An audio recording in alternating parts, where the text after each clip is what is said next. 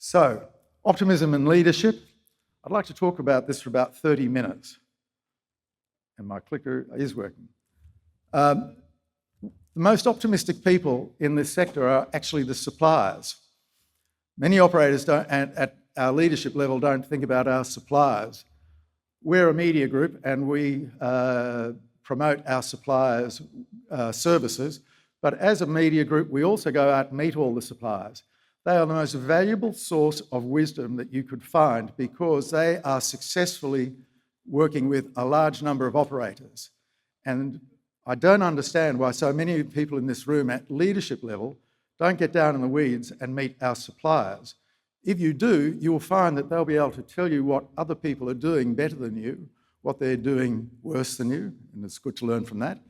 But they generally just have a wide breadth of knowledge. So in the booklet we have all the suppliers, sponsors, and the CEOs and so on, and their contact details. So if there's an area of your business that you're feeling is not as strong as it could be, why don't you look up one of these suppliers and go and speak to them over the next 2 days. Moving on to optimism and leadership. We have a major challenge in this country, but with optimism, we're actually doing pretty well, and many people in this room will be very happy with where we are. So if I just look at the land lease sector for a moment, this is Ingenia's results from an investor's presentation just a few weeks ago. And as you can see, they had a 103% increase in their EBIT. So the land lease sector is doing well. My good friend James Hazel, who's the godfather of the retirement village sector, says this is the golden decade for retirement villages, and many people who are in retirement villages are enjoying great times. And if we look at the residential aged care, that is also enjoying good times because demand far exceeds supply. As they said in their investor presentation, insufficient new supply to meet demand expected to push occupancy higher, and their occupancy is already 96%, and they're expecting it to go higher. So that would appear to be a good thing. And as they point out in that investor presentation, we have 223,000 aged care beds at the moment. We need 400,000 by 2040. Therefore, if you've got aged care beds, they're going to be full, so happy days. But if we look at the home care sector, or support at home as it's now called from June 30, not so happy. We have little product knowledge and we don't have any pricing clarity thanks to the government. We've got 1.5 million customers who are going to be in the system in 105 days' time. That's 71 working days, and we don't have clarity. And we're going to have a different payment structure. And Australian Unity notified us last week as the largest home care provider. They've worked out that there is 90,000 hours to explain to customers the new pricing system that they've got to go through if they do it correctly to the way it is prescribed. Now, if I can just point everybody to this slide, which is going to be the most important slide you're going to see over the next 2 days. And if you've read our medias, you will have seen it before. But what this shows is, according to the ABS, the number of people turning 80 going forward. Now, we're all tired of statistics. We've all seen the experts stand up and say, well, the baby boomers are coming and it's going to be great because they're our new customers. But what this chart shows us is where that red line is, that is where we are. I put that red line in because that is where we are today for the number of aged care beds, hospital beds, and workforce that we have today. And we all know that those three things aren't going to increase. Aged care beds, hospital beds, workforce. It's going to be very difficult to increase those by scale. But all those lines above the red line are the people that are going to be coming into the system. The average age of a person going into home care is 82. The average age of a person going into residential aged care is 84. So you can see by that little square on the bottom, you're going to have all these people coming into the system to which there are no aged care beds, there are no hospital beds, and there isn't a workforce to look after them. And we did some maths on this. If you say, well, all those people above the line, if there's nothing for them in 2027, that's in 2 years' time when they turn 82, how many people are going to be there? They haven't been served. So 49, it's going to be the equivalent of 49% of the people who've got beds today. So it's going to be 49% of 200,000, or it's going to be 49% of 230,000 people who've got home care beds. And then the next year, there's going to be another group coming in, and the next year, another group coming in. So you can see by 2030, which is 5 years' time, there's going to be 1.5 people for every person in a bed without a bed. In home care. And there's going to be 90% more people without a bed than has a bed at the moment. And that's not taking in the fact that we have a waiting list for home care at the moment of 81,000 already. And there's a 3-month wait to get assessed, and there's a 12-month to get a bed. So what does this mean? I want to bring home a couple of things. The first is we're going to meet a lot of people like Cyril, and Cyril is today. Now, Cyril is 86. He was in a hospital in Victor Harbor in South Australia. Victor Harbor is the retirement mecca of South Australia. Is that right, James? Yep. So, on the 21st of October, on page 9 of The Australian, a half-page article saying, "Death is better than waiting for aged care."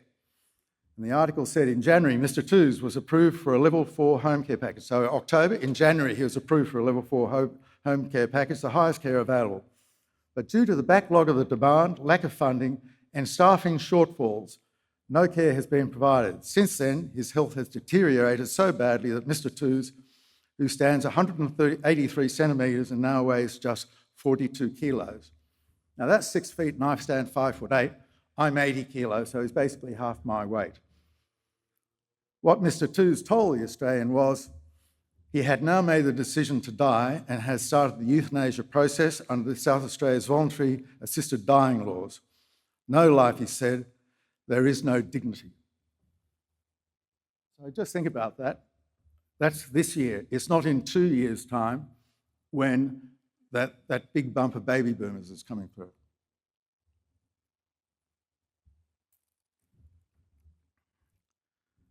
And he's waiting for home care. Is home care the solution? I would argue at this point in time it's not. So Stuart Brown's latest financial survey pointed out that the average number of hours that a person is going to receive on home care is 3.5 hours.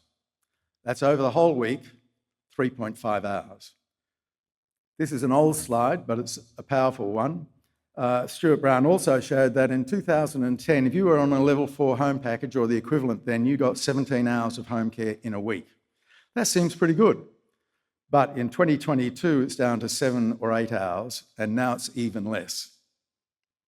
So if we've got all these people heading to high acuity at home, remember, if you take the whole population who are in aged care beds, double that, and half of them are still at home after 2 years with high acuity, and with good luck, they might get 7 hours a week with good luck. That's with today's workforce. It's not a good position. And we know we don't have beds because Annika tells us we haven't got beds. So I love this slide because this is November 2022 when she had just been made minister, and she said the aged care system is not ready for the rising tide of baby boomers, and she said we can't sandbag against this. So 2 years later, how many new beds entered the market? 2,224. We know we need 10,000. So every year we are 8,000 short. We've been at 8,000 short since 2022, maybe even 2020. So by 2030, we're going to be 40,000 beds short. And that's not taking into account bed closures or not being able to get staff for beds. So my point is, we know this. We know government controls this. What are we to do about it? Everybody in this room knows what I've just told you. We're experiencing it every day. But what are we doing about it? The question has to say, do we care? Because times are good, aren't they? Yeah, times are good.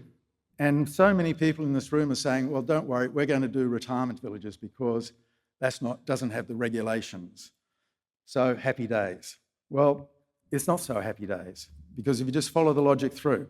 So the Retirement Living Council did its excellent white paper last year, along with Cam Holland, called Shared Care, which explained that retirement villages are the perfect place for a person to age because they can get high support as they need it, and when they need to go into residential aged care, that's where they'll go.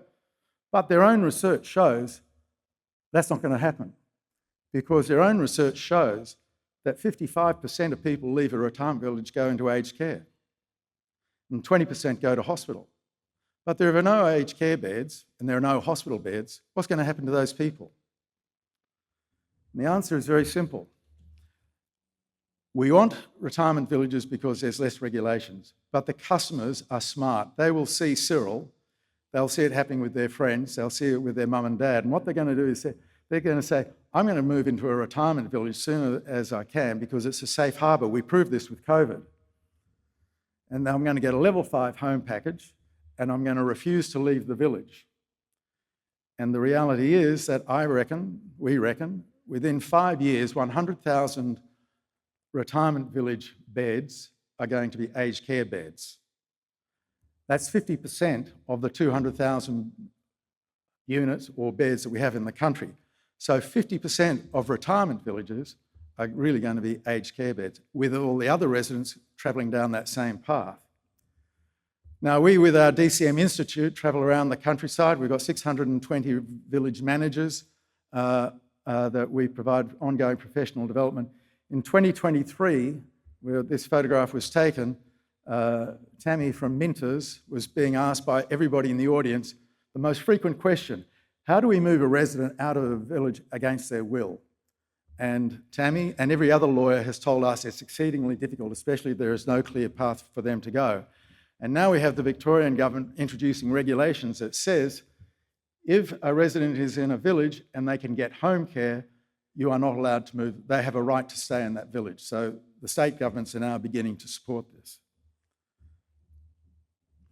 So this has strategic implications, and that's what this summit is going to be about. The DMF business model in private care.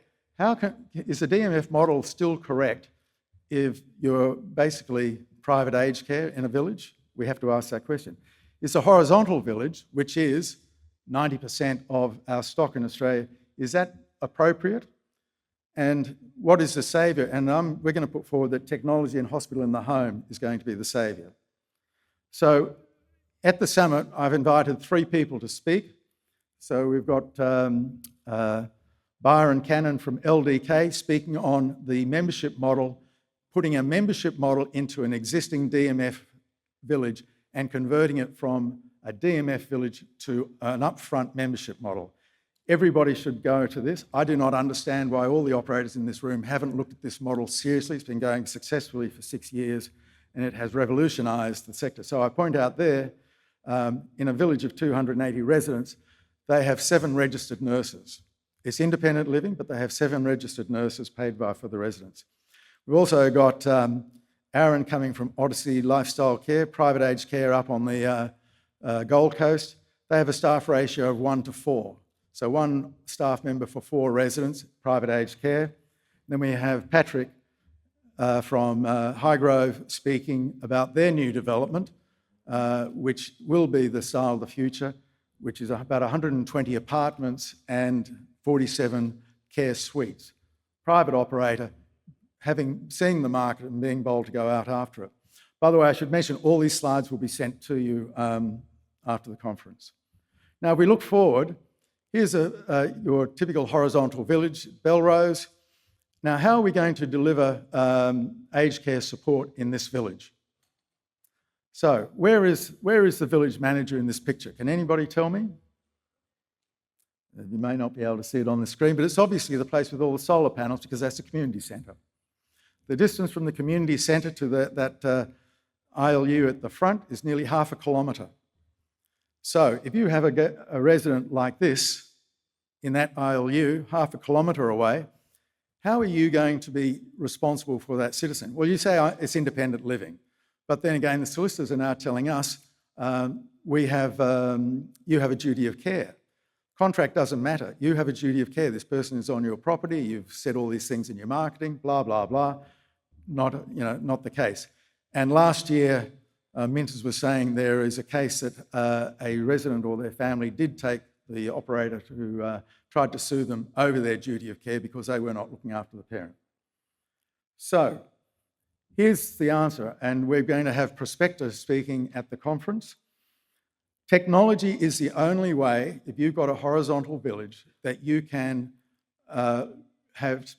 deliver on your duty of care with your residents, because it's the only way that you're going to know what is happening with them.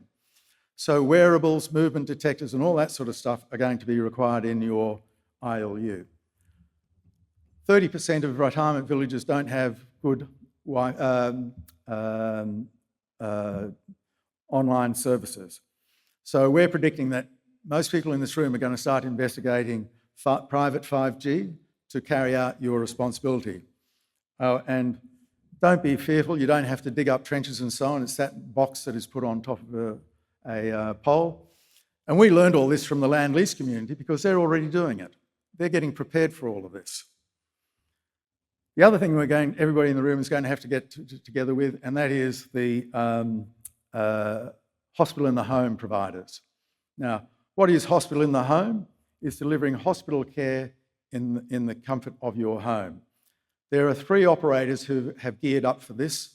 All 3 are going to be here at the summit, and you should make a point of connecting with them and listening to them, because I predict that everybody in this room will want to have a partnership with one of these 3 within a couple of years, because they have scaled up over 10 to 15 years.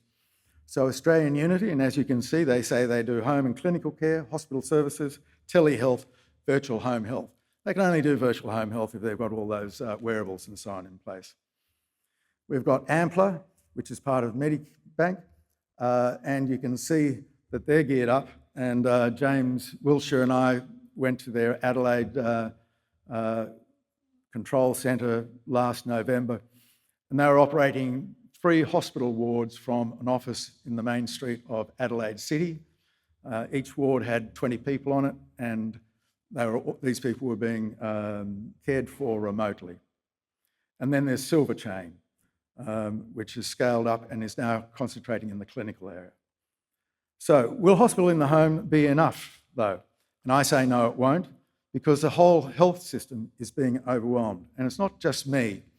2 weeks ago in the Financial Review, there was almost a full-page article that was around Rowan Mead, who's on the health board for the Business Council of Australia. And he said in this article, ageing time bomb will overwhelm hospitals and budgets. It's the same song sheet, but just about the whole health system. The $250 billion healthcare system will be overwhelmed by a 4-fold increase in the number of people turning 80 and put extraordinary financial pressures on younger taxpayers, patients and industries. And he put together, in this article, he had this chart, and you can see it's remarkably similar to us. In fact, it's more dire. We didn't account for a 3 times increase in the number of 80-year-olds.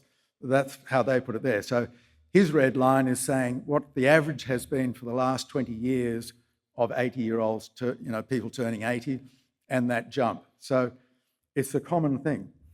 And I mentioned workforce. In that same article, he pointed out that this is the graph of the workforce in Australia that is already in the health system. So you can see what other countries are doing and where we are, and you can see that we are the outlier. We're already overly committed to healthcare relative to other countries. So it shocked me when I did the research on this.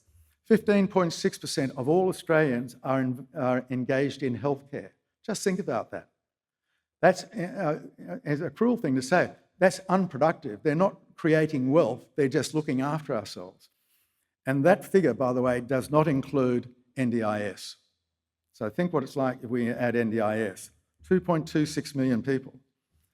So as Simon Miller pointed out last year at his presentation here, we have to move the whole country from where we're looking after so many people in residential aged care down to the area of Canada, a similar country to our own, which has half the number of people, because that's the only way we're going to solve the workforce situation. So, optimism and leadership. The good news is that demand far exceeds supply, but the bad news is demand far exceeds supply. And my predictor, this is for the leadership in this room, is that if we do nothing, you will lose the media war, you'll lose the public support, and you will lose the government partnership.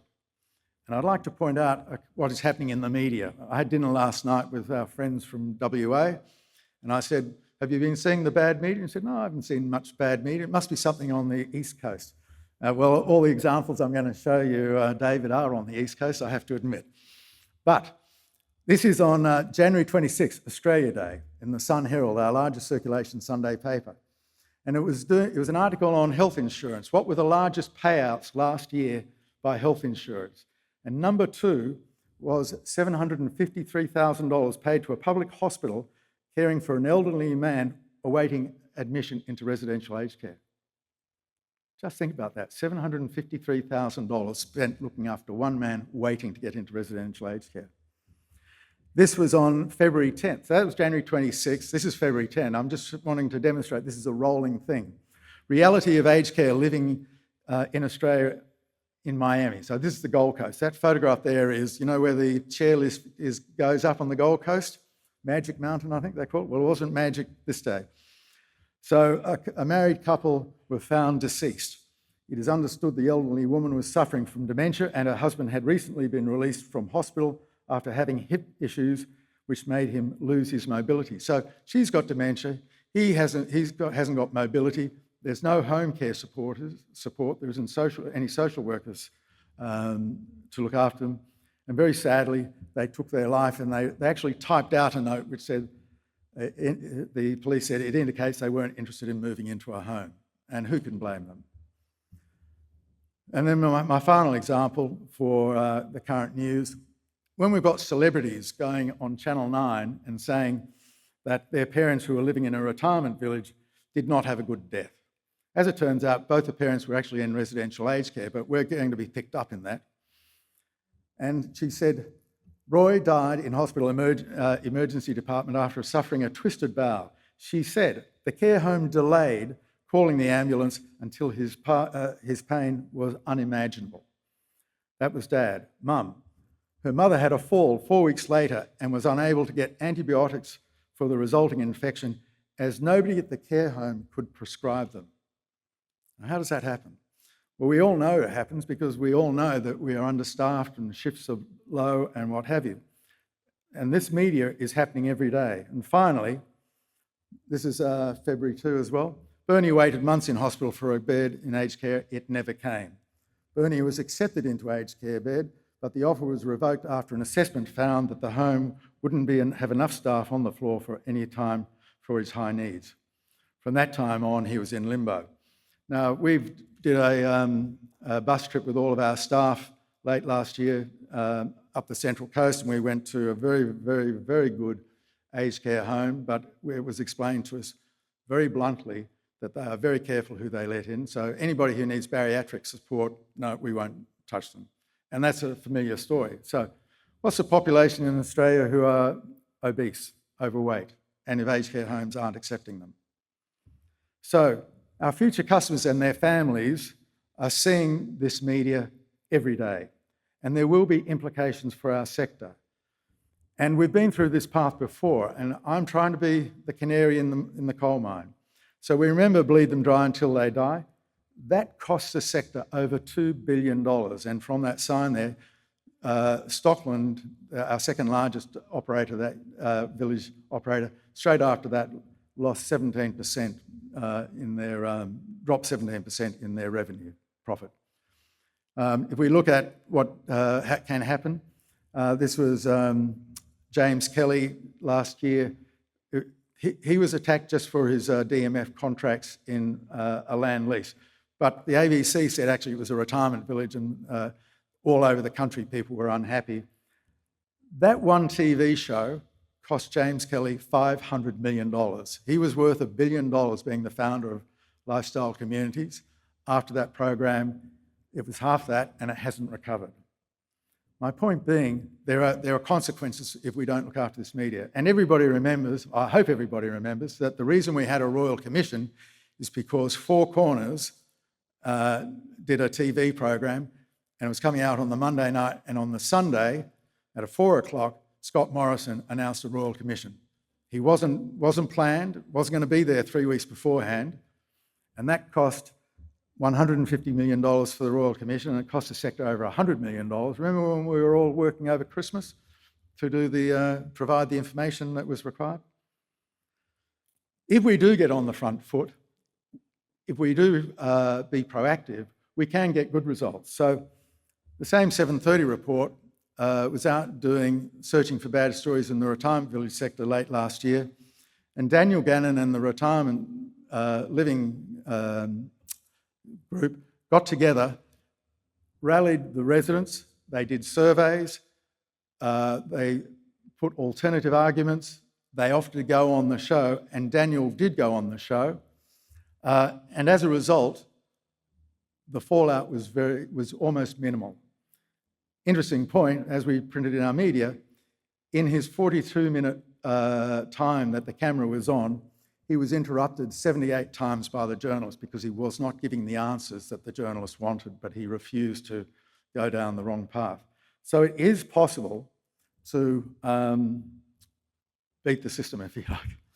So my question for optimism and leadership: do we engage the community in the reality of ageing in Australia today, and that expectations may not be met? Do we get out and talk to the community and say, this is the reality? Do we get on the front foot, or do we just continue on as we are? Our team of journalists went out a month or two ago and asked a number of CEOs what their political wish list is. And Patrick Reed, down at IRT, said, whining for more money won't cut it. His political wish list was that we all get solutions from all parties are required to keep aged care sustainable.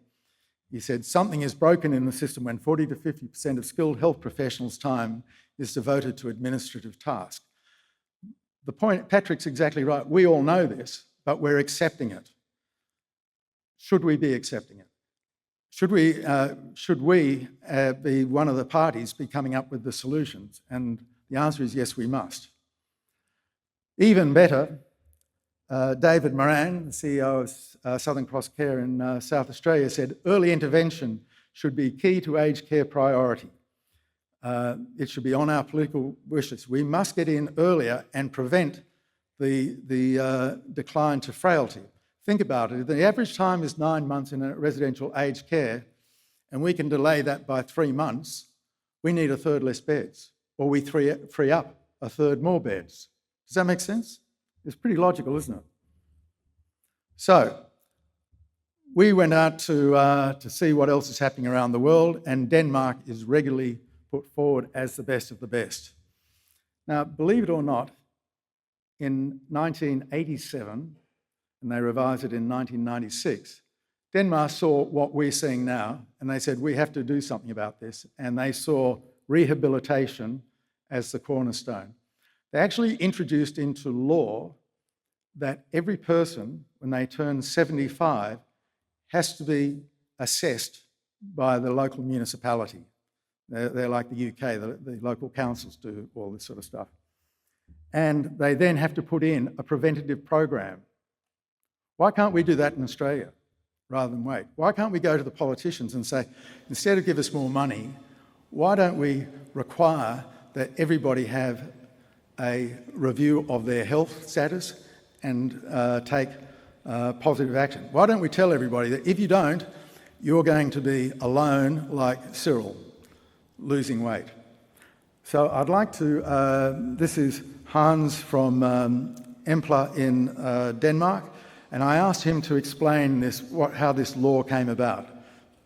The 1987 legislation made the change that we changed the focus on keeping our elderly citizens in their own home as long as possible. So that led to a ramping up of home nursing services and supporting elderly citizens in their own home. And during the 90s, we actually saw a major change. We saw a reduction in the number of elderly citizens moving to permanent elderly care facilities and nursing homes, and a larger proportion staying in their home with the help from home nursing services. That is a view on prevention in a way, because the idea is that the municipality wants to make sure that anybody who needs help from the home nursing services would get it as early as possible. And obviously, the idea behind is to avoid that you have a number of elderly citizens who are moving into frailty, but the municipality does not know it because they did not ask for it. We also have initiatives. We call it the elderly medical patient. Targeted initiatives where social assistants and nurses who visit the patient in their home and who deliver their nursing services, they have toolkits to monitor the risk of deteriorating factors. They can measure the physical condition of the patient, vital parameters. They can measure the risk of onset of dementia by some scoring systems. They have checklists to observe is anything changed in the home. If you have a very tidy home and then suddenly something changes, there's something going on, and then they can take actions, either deteriorating physical condition, mental condition, social condition. Suddenly they hear, well, they did not get so many visits from relatives, and then they can move into loneliness. And then they have tools to guide them to make early interventions. And this, of course, has two effects. One effect is at a very early time, we discover the risk of deterioration and the risk of moving into frailty. We all know the story about the elderly citizen who have a fall, and then they have a next fall, and then suddenly they spend 2 weeks in the hospital or 3 weeks in the hospital. And that is what we strive to avoid with these initiatives. And that leads to a higher degree of work satisfaction for the social assistants and nurses, because suddenly their mission changes from having X number of elderly citizens they need to attend to in their home to having X number of citizens where this proportion needs special attention. We need to move them from this deterioration back to where it's not a risk. So it helps them prioritize who need special services and assistance from my side, and who is in good condition where we just need to do the cleaning on whatever we need to do in any case. So it's a very important initiative. So you can see in Denmark, they've treated it like a business, haven't they? They've identified a problem, they've developed a plan, and then they've developed a strategy, and they've implemented it. And as a result, they have half the number of people in residential aged care that we do. And that last point, which was the staff much prefer it because they're actually doing what they want to do, which is helping people. He said, rather than rushing around. Now, we all know that all of our home care staff rush around, don't they, against a time frame. So it is possible, but we have to think like leaders, develop a plan, develop a strategy and execute. And the result in Denmark, just to give you an idea, so they've been able to reduce hospital visits by nearly 60%, emergency rooms by nearly 80%, outpatients by whatever, general practice 90%. Cost reduction, less staff required. It's logical. This is, if I go back to Rowan Mead, he's talking about the health system in general, but it applies for our sector as well. These matters are becoming so fiscally serious that if we don't attend to the policy shape of these healthcare systems, then we are actually going to impact adversely on the prosperity of Australia. We can't have 15% of our people working in aged care. If we double the number, we can't have 30% of our workforce working in aged care. So as Pat Reid says, solutions from all parties are required to keep aged care sustainable. And with that, I say optimism and leadership. Thank you very much.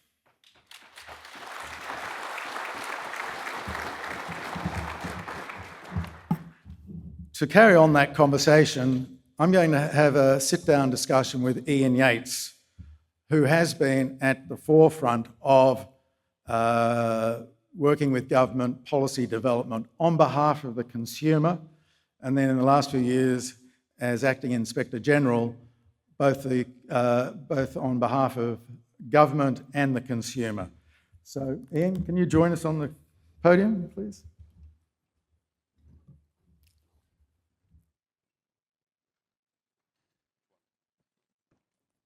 I'll grab it. Yep. No, you sit down. You got one? So, Ian, you've been walking the corridors of power in Canberra for 30 years. You're credited with having had positive input. I look at co-contribution. We're spending $40 billion a year. Is there a strategy to this $40 billion spend? Chris, I don't think, there is not an overall strategy. And by what do I mean by that? I mean, is there a clear vision as to where we will be in 10 years? No. There are visions, there are policy positions held within government, predominantly by the central agencies, that are about financial parameters that go out 10 years. When they talk about budget integrity, that's their timeline. But there's not a vision about a lot of any of the things that you talked about. And I guess for this audience, I'd say, actually, we oughtn't be waiting for government to have a vision. In my experience, the only time government has had a vision is when actually the sector got its act together to have a vision, to set out the parameters of where we want to be going, and worked government in a serious and informed way, and worked the public. And, to take a different sector, how did we get an NDIS? There was a several-year community campaign behind that, as well as a great deal of political nous in how that was run. That's the kind of effort that is needed, and it needs to be outside any of the individual sectional interests, which generally end up sounding in Canberra like a barnyard. For us to have effect, who do we really need to convince? You've mentioned particular units within government. So Treasury and Finance, where do they stand in all of this? Because it's money. Quite central, particularly at the scale at which aged care and health and aged care are now. I mean, these are things that dominate discussion in the Cabinet Expenditure Review Committee. I just very quickly tell you, well, all of you will know that the final report of the Aged Care Royal Commission went to government on the 26th of February, 2021. I started working with 6 departments in October the previous year. Yes, we didn't have a final report, but we knew from following that commission intimately, as well as from some back corridor interaction with it, where they were going to land up on a lot of things. And a deputy secretaries group was established, and I met with almost all of them on a quite regular basis, worked right through until the 2 weeks before the budget, working with those people. And they were people in Treasury, in finance, particularly in finance, because finance mirrors all of the line departments. They've got people in there who go over every proposition with a fine-tooth comb. They're the ones worried about long-term budget integrity. But also, Prime Minister and Cabinet is very important in terms of whole of government. So is the line department, health and aged care, but I didn't spend much time with them because there wasn't much daylight between what I was pushing and what they were pushing. I didn't want to be allied with them. We worked with the others and with the ministers' offices. Where is she? My colleague, Paula Gallo, over there. We worked with them. We worked with people in the Prime Minister's office. Those are the people we worked with, because it's got a whole of government. But it also has to be something that they know is an issue out there on the ground. So when we did Living Longer, Living Better, for example, Mark Butler had a strategy which we were engaged with, where we ran conversations on ageing right around the country. And you and I have talked about this kind of thing in the past. Right around the country, they were very carefully selected. The opposition complained that they were all in Labor seats, except for the three key independents in that government. Why? Because when he wanted, as a fairly junior minister, to walk a major aged care reform through caucus, he had 32 members who'd had 2-hour forums in their well-attended forums in their electorates. Those are the kinds of strategies. And I don't mean we just rush out and do the same thing, but rethinking those things for today. It's actually about, firstly, having a clear vision, because that message that went to all 32 of those conversations on ageing around the country and the local media, all the local media were there. So that meant the local members were keeping on top of that. That kind of stuff is what we need to think about, because we need to impact across the whole of government, not just bash up health and aged care. Could I take, so the summary out of that is, yes, we do need a plan, we do need a strategy, and we need to execute it. And we is we, not calling for the government to do it. Yes. So what we've had now, we had a Royal Commission and a government, the coalition government of the day, that implemented or committed to the implementation of a large proportion of the recommendations of the Royal Commission. Then we had another government that, without ever doing its own full-scale audit, has essentially picked up that same agenda and legislatively picked up the same agenda, but added into it a major commitment into workforce.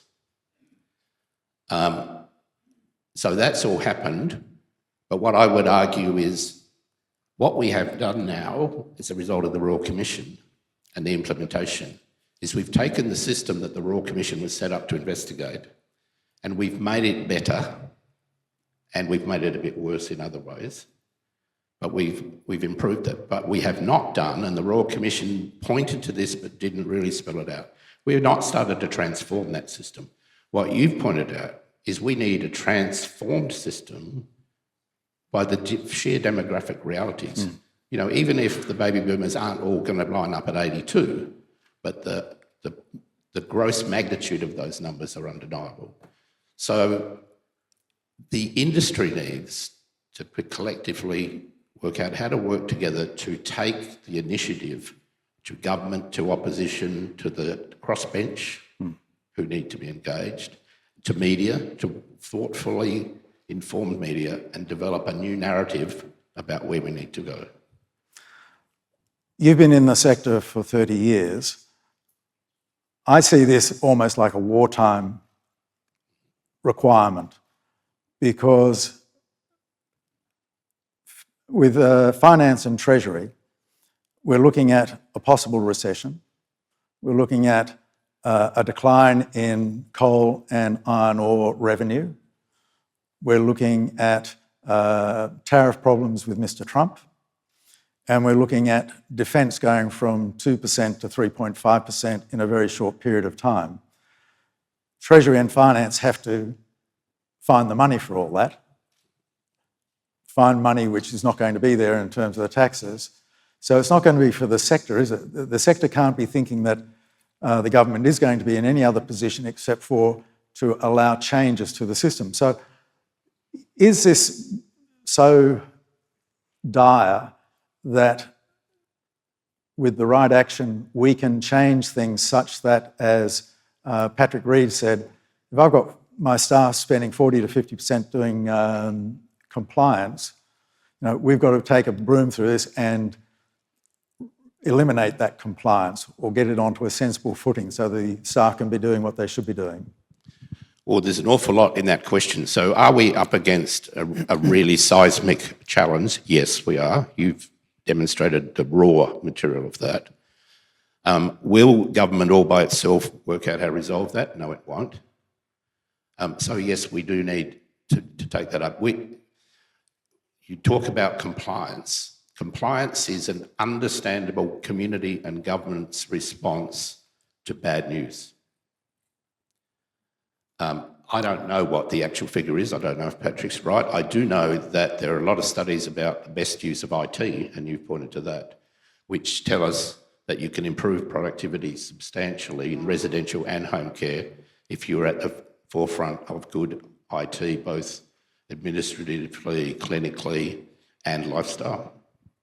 So that's important. I do know that I have argued in my days with Coda, I argued with the then competing provider peaks that what we should be doing was working out a set of standards for the industry that were better than the minimum standards and which also had excellent at the top. We should work out an agreement amongst the providers, some experts and the consumers about how do you do that. Set out what is best practice, grade people professionally, require a minimum standard to actually even be a member of the industry. And we all know the trouble we've had getting people to sign up to codes. But they would not be allowed to be in the industry if they're not going to do that. In other words, the industry needs to do stuff about setting the standards. Another thing, I liked your presentation. The good news is demand exceeds supply. That means actually, even if you're only half good, you're probably going to be full because there's just no alternatives for people. But the bad news is demand exceeds supply, because if you actually want to argue for less regulation, you need an industry that is in itself better and has confidence in the community. This industry ought to be fighting for demand and supply to be equal, even though that will actually keep you on your toes more. But it's actually about, are you there for the interests of the consumer? The reason I have been going on over the last months, well, as Acting Inspector General, and then even more noisily, about the appalling situation that's been allowed to develop of 83,000 people on a waiting list for home care again. And you said 3 months for assessment. I know cases of 6 months for assessment, real live cases. And people waiting well over 12 months for home care packages when we were getting really down to very small numbers. That's appalling. We ought to be an absolute outcry. As I said at a forum, ironically, in Rebecca Sharkey's electorate the other day, if there were 83,000 people who were eligible for an age pension, but were told we'd run out of them this year, the government would be it would be out. And yet we let that happen. We let it happen that the government of the day says, we've tested you against the criteria that we set, the people we pay to test you, you need this care, but we're not giving it to you. The industry ought to be in there fighting for that, because that is a fundamental part of transforming. Now, yes, I know there are staffing challenges and all that, but if you don't get the architecture right, and what the government has said, and let's be positive about this, the government has said with support at home, they've set essentially a 3-month waiting list time frame. In other words, if the blows out beyond 3 months, mind you, we're at 83,000 now, they're going to put 80-something thousand in at 1st of July, we're already behind. But if we wait more than 3 months, then automatically they'll put more packages in. The issue which your question points to is that's just a policy. It's not a legal commitment, which is what the Royal Commission argued for. When other shit hits the fan, in the budget, Finance and Treasury are going to say, we can't afford that, we'll have to make it 4 months or 5 months. It's about changing the architecture of this industry and system altogether, and the industry has to be on the front foot about that. Thank you very much. We could talk for a lot longer, but we've run out of time. But I think the point is government is not going to be here to save us, because they have other challenges. The other point about this moment in time, we had our first and only in several decades aged care election in 2022. We're not going to have an aged care election in a couple of months. maintaining momentum of even what's in there now is going to be a major challenge in the next term of government. And it has to be addressed from a concerted, strategic effort outside, because it won't be done inside. Okay. Well, thank you very much for that insight. Can we show our appreciation for Mr. Ian Yates?